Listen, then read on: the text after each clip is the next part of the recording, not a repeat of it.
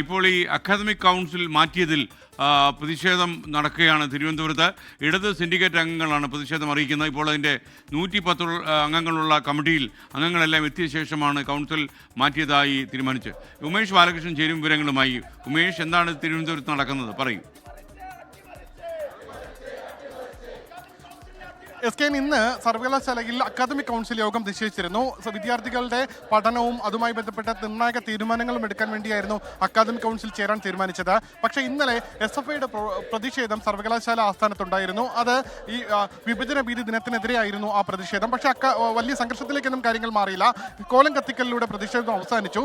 ഈ സാഹചര്യത്തിൽ ഇന്ന് നടത്താനിരുന്ന അക്കാദമിക് കൗൺസിൽ യോഗം വേണ്ട എന്ന് VC തീരുമാനിക്കുകയായിരുന്നു. VC രജിസ്ട്രാർക്ക് രേഖാമൂലം ഈ അറിയിപ്പ് നൽകി. ഇത്തരത്തിൽ 110 അംഗങ്ങളാണ് ഈ അക്കാദമിക് കൗൺസിൽ യോഗത്തിൽ പങ്കെടുക്കേണ്ടത്. കേരളത്തിലെ വിവിധ സ്ഥലങ്ങളിൽ നിന്നുള്ള അംഗങ്ങൾ ഈ അക്കാദമിക് കൗൺസിലുണ്ട്.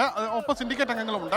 ഇന്ന് അക്കാദമിക് കൗൺസിൽ യോഗം പങ്കെടുക്കാൻ തീരുമാനിച്ച് ഈ 110 അംഗങ്ങളിൽ 90% ആളുകളും ഏകദേശം 100ഓളം പേർ ഇവിടെ എത്തിയിരുന്നു. എത്തിയ ശേഷമാണ് ഈ ഇത്തരത്തിൽ രജിസ്ട്രാർക്ക് ഇത്തരമൊരു നിർദ്ദേശം നൽകിയത്. അക്കാദമിക് കൗൺസിൽ പൂർണ്ണമായി മാറ്റിവെക്കുന്നു, അടുത്ത തീയതി പിന്നീട് അറിയിക്കുമെന്നുള്ള നിർദ്ദേശം അറിയിക്കുന്നത്. ഈ സാഹചര്യത്തിൽ ആണ് ഇത്തരമൊരു പ്രതിഷേധവുമായി രംഗത്തിറങ്ങിയത്.